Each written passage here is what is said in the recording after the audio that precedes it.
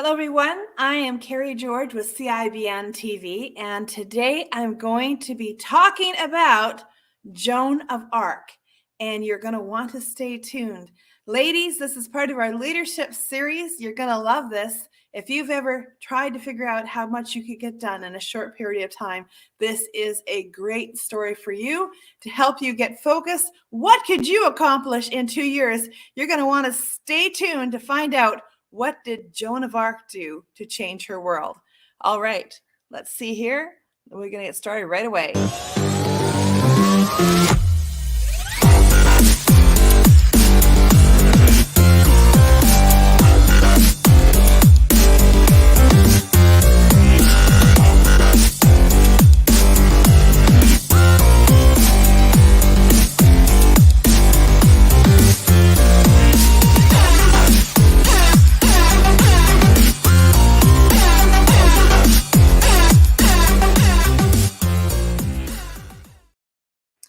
Hello, everyone. I am Carrie George with CIBN TV, and you can find more of our videos on YouTube on the CIBN TV channel. So you can go there and subscribe right now if you haven't done already.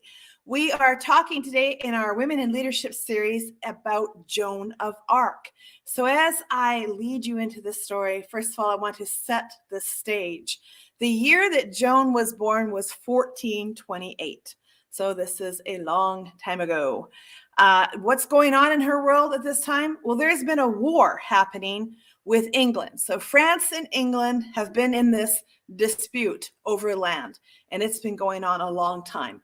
In fact, the 100 Years' War started about 1337.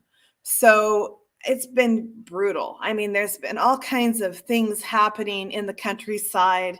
You know, it's common to have, your men go off to war and disappear and never come back because of the death rate of war in that time. War is dirty and messy in this part of history. I mean, it's lots of mud and swords and nasty, brutal murders, things happening out in the countryside. And as Joan is growing up in this community where this is happening, not many miles away, at one point as a small girl, her community is raided and the cattle are stolen. And, of course, this causes, people going without stuff and poverty. So this is typical activity that's happening in the French countryside where she's growing up as, she's getting older. So as a young girl, there's also something else that's happening in the community that kind of precedes this. There is a prophecy. There's a story going around in the countryside that a young virgin maiden is going to lead them to some heroic end where they're going to be able to end the war. This is a prophecy during her time. People are talking about that prior to her coming up into this place. Can you imagine that? You're living in a place where people are prophesying that a young maiden is going to deliver them from the evils of war. Wow. And here she is, a young maiden. Well, this young girl starts to have visions. She's seeing Saint Michael the archangel, and Saint Catherine and Saint Marguerite. Catherine and Marguerite were martyrs. They were also known to be virgins, and they died for their Catholic faith. And these are the people that she's seen. Now, I'm not going to debate whether she was seeing them or not seeing them. I mean, there are those, I'm sure, who are listening going, yeah, I don't believe that. I don't know. She believed that that's who was talking to her as she would go out to the garden. So in this story, that's all that really matters. I mean, that's what she believed. And it certainly did give her a vision to make a change in her world. As she is getting a little older here, like in her early teens, she actually tries to get in front of the leadership of the time and say, hey, I believe I'm that maiden. I want you to take me to your leaders. And of course, she is denied and told, go home, young lady, smarten up, stop having these outlandish thoughts, and we question the source of your visions. So she's being, questioned by the people who she's saying these things to. And at first, nobody wants to listen to her. Meanwhile, back at the kingdom, what's going on here in this community? Charles VII is having a problem taking control of his throne. He came to power as a very young man, 13 years old. And, you ever watch Aladdin, where there's like the the bad guy who's like helping out the king, and he tries to take over? This is kind of one of those situations. Okay, he's supposed to be the king, and the guy who's supposed to help him to become the king actually is trying to steal his throne from him. And he's supposed to be going to get crowned in this community called Reims, and that community is being held by his enemies, and he can't actually go there to get crowned. And all of this is happening while Joan is starting to have these visions. And in Joan's visions, she believes that she is supposed to help him get crowned in that community. And she also believes that she is supposed to lead a decisive battle against the English that would change the tide of history. And you know what? She's persistent as all get out. She will not stop. She keeps trying to get her message in front of people who will get her to Charles VII. After several tries, they finally listen to her. I guess they figure, well, we're losing anyway. What do we got to lose? I'm not really sure what's going on in their head. But they managed to get her in front of Charles VII. Now, it's not as easy as her just waltzing in there and say, look, I had a vision. I was talking to Michael. He's my guy. And he said this, this, and this. Okay. First of all, the validity of her claims are going to be checked. Have you ever had to write a resume, where you had to put down, these are my qualifications, and this is my history and experience, and you can call my references? Well, it's kind of like that. Except they're not checking for the normal things that you and I would check for if we were hiring somebody. The first thing they want to check is they want to make sure that she's a good Catholic. So they send her to some priests to examine her to make sure that she's a good Catholic. And the report comes back that, yep, she's a good Catholic. That's really interesting because this young girl is almost 17 at this point, and she can't read and she can't write. Not yet. It's interesting because over the next couple of years, she teaches herself to read and write. There are letters, historical letters that have been collected from Joan of Arc. So by the end of her life, she was able to actually read and write quite well. But at that point, she couldn't, and they're testing her Catholicism. I don't know what they had on that test, but there's probably some questions about Catholic stories, scripture. I don't know. But that's not the only test. Can you imagine putting this on your resume? You have to be a virgin in order for us to believe you. Well, that would disqualify a lot of gals today, wouldn't it? Back there in this time, she is not going to be even considered for the job if she can't prove her virginity. Wow. Does that just make your mind go? So she is sent to a group of nuns who actually have to check to make sure that everything is in place to see if she is a virgin in order to qualify for the job. That is quite the qualifications. Okay, so after all this comes back positive, Charles is convinced. He decides, okay, let's get her some armor if we're going to go into battle. And he has some armor prepared for her, fitted for her, lighter weight, made to fit her body and frames, made special for her. Puts her on a horse. Apparently she can ride. I guess that was a good thing. And out she goes in the front of the army. Well, guess what? She has this huge victory. She has success at Orleans. She gets the king crowned. Things are really moving and shaking for Joan in her world. I mean, this is awesome. I mean, that's a huge victory, right? Wouldn't you think that that would be like, yay, she's on top of the world and they're going to listen to her now? Not so much. They did celebrate the big victory. Charles got crowned. But once the king was crowned, he didn't actually turn to her like she's his, sidekick support. No, actually, from that point on, they really stopped listening to her. So history knows her as somebody who was very successful in this first battle. And then they paint her with a brush that she was not that successful. But if you get into the next two battles that ensued over the next couple of years, you realize that her counsel was not heeded. She was basically taken along so the men would follow.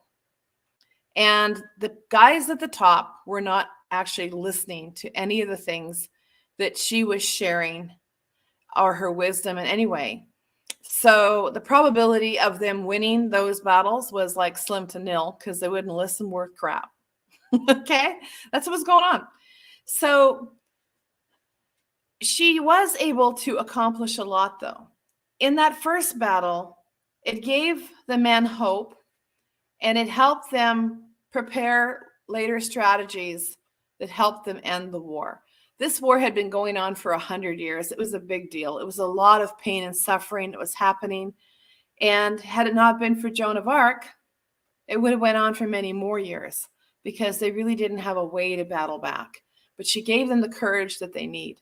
This young girl, with all of her bravery, was able to get out there in the front and lead from the front with passion. She was known for her rousing speeches to get the men worked up. And she did a great job. And she managed to get the king crowned. That was her goal. You'd think he would have been appreciative, but not really. Actually, what happened next, over the next couple of years, they don't do so great in the battles. And 2 years later, she is captured by their enemy, the English. It's known that she was kept at a facility at least twice where she could have been rescued, and no rescue attempt was made. They just let her get killed. The English, of course, wouldn't like her because she led the men of France into victory. And, of course, they want to get rid of her. They made a big public display of getting rid of her. And as I was rereading the story lately, it occurred to me that what they used to sentence her was really interesting. I always thought she was put to death for witchcraft, burned at the stake for that. Sorta. Her actual official crime, you're going to love this one, gals. Her official crime that went on her record was she was charged with dressing as a man. And that's what they put her to death for. What? Yep. That is what they put her down for, because she dressed like a man when she rode a horse and she went into battle. Isn't that something? Now, there are a few of us who are appalled at that, but there are women today in different parts of the world that they are told how to dress, and if they do not dress that way, they're stoned to death in the street. So we think things have changed? No. They've changed in Canada, United States, the UK, the Western world to some degree, but they certainly have not changed for 80% of the planet. There are many communities, countries today where women can still be killed for dressing like a man. Wow. Isn't that something? Well, there's a little history story for you, but what else could we take from this Joan of Arc story? So Joan of Arc was not just brave, she was incredibly focused. And as I was looking at this story again, it reminded me of how much a woman with passion can get done in a 2-year period. She was dead by the time she was 19 years old. It was her 19th year. Dead. Imagine what she could have accomplished if she had lived to the ripe old age of 40. Wow. But as I read the story and I think of the tremendous amount of obstacles that she had to overcome. I mean, in the beginning, she had a vision, she had passion, she was deciding what to do, and there were obstacles that she had to overcome. Have you had to overcome obstacles in your business? Do you know what? She just didn't take no for an answer. She kept going back and asking again and again and again until the door was open. She just did not stop. So, what obstacles are you facing right now? Don't let them stop you. Keep going, ladies. Keep going, because the world will open up to you when you're persistent. And Joan was definitely persistent. She was also incredibly focused. She had this vision that she was going to stop this war. And she poured her heart and her soul and her lifeblood into that work. And you know what? They put her to death for it, but she did stop the war in a few short years. And because of the decisive victory that they had at Orleans, they actually did stop the war. And life became peaceful once again in the French countryside. So what can focus do for you? How can you focus more in your life and in your business to get things done? Well, focus means that we don't let other distractions take us away from whatever it is we're trying to achieve. Joan of Arc was not doing Netflix and chill and hanging out. She was entirely focused on her cause.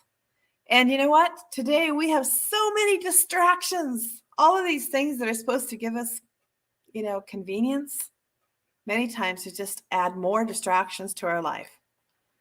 Well, Joan cut out all the distractions and she focused on the one thing that she wanted to do.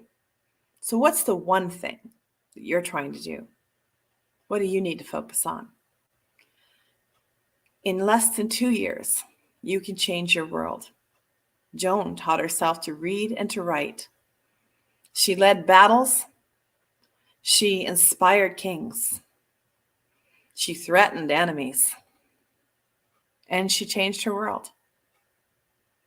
What can we do in 2 years when we put our heart and our passion and our vision and our focus to work for us? I'm Carrie George. You can find more of us on CIBN TV on YouTube.